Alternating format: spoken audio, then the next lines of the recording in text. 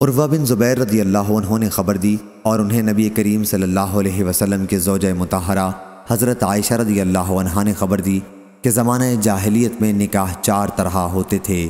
ایک صورت تو یہ تھی جیسے آج کل لوگ کرتے ہیں، ایک شخص دوسرے شخص کے پاس اس کی زیر پرورش لڑکی یا اس کی بیٹی کے نکاح کا پیغام بھیجتا اور اس کا مہر دے کر اس سے نکاح کرتا۔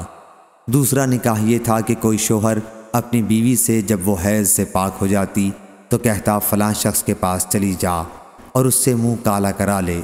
اس مدت میں شوہر اس سے جدا رہتا اور اسے چھوتا بھی نہیں۔ پھر جب اس غیر مرد سے اس کا حمل ظاہر ہو جاتا جس سے وہ عارضی طور پر صحبت کرتی رہتی تو حمل کے ظاہر ہونے کے بعد اس کا شوہر اگر چاہتا تو اس سے صحبت کرتا۔ ایسا اس لیے کرتے تھے تاکہ ان کا لڑکا شریف اور عمدہ پیدا ہو۔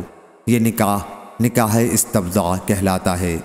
تیسری قسم نکاح کی یہ تھی کہ چند آدمی جو تعداد میں 10 سے کم ہوتے کسی ایک عورت کے پاس آنا جانا رکھتے اور اس سے صحبت کرتے۔ پھر جب وہ عورت حاملہ ہوتی اور بچہ جنتی تو وضع حمل پر چند دن گزرنے کے بعد وہ عورت اپنے ان تمام مردوں کو بلاتی۔ اس موقع پر ان میں سے کوئی شخص انکار نہیں کر سکتا تھا، چنانچہ وہ سب اس عورت کے پاس جمع ہو جاتے اور وہ ان سے کہتی کہ جو تمہارا معاملہ تھا وہ تمہیں معلوم ہے اور اب میں نے یہ بچہ جنا ہے۔ پھر وہ کہتی کہ اے فلاں یہ بچہ تمہارا ہے۔ وہ جس کا چاہتی نام لے دیتی اور اس کا وہ لڑکا اسی کا سمجھا جاتا۔ وہ شخص اس سے انکار کی جرت نہیں کر سکتا تھا۔ چوتھا نکاح اس طور پر تھا کہ بہت سے لوگ کسی عورت کے پاس آیا جایا کرتے تھے۔ عورت اپنے پاس کسی بھی آنے والے کو روکتی نہیں تھی، یہ کسبیاں ہوتی تھیں۔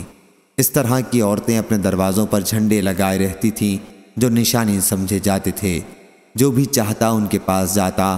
اس طرح کی عورت جب حاملہ ہوتی اور بچہ جنتی تو اس کے پاس آنے جانے والے جمع ہوتے اور کسی قیافہ جاننے والے کو بلاتے اور بچے کا ناک نقشہ جس سے ملتا جلتا ہوتا اس عورت کے لڑکے کو اسی کے ساتھ منسوب کر دیتے اور وہ بچہ اسی کا بیٹا کہا جاتا۔ اس سے کوئی انکار نہیں کرتا تھا۔ پھر جب حضرت محمد صلی اللہ علیہ وسلم حق کے ساتھ رسول ہو کر تشریف لائے تو آپ نے جاہلیت کے تمام نکاحوں کو باطل قرار دے دیا، صرف اس نکاح کو باقی رکھا جس کا آج کل رواج ہے۔ صحیح بخاری حدیث نمبر 5127۔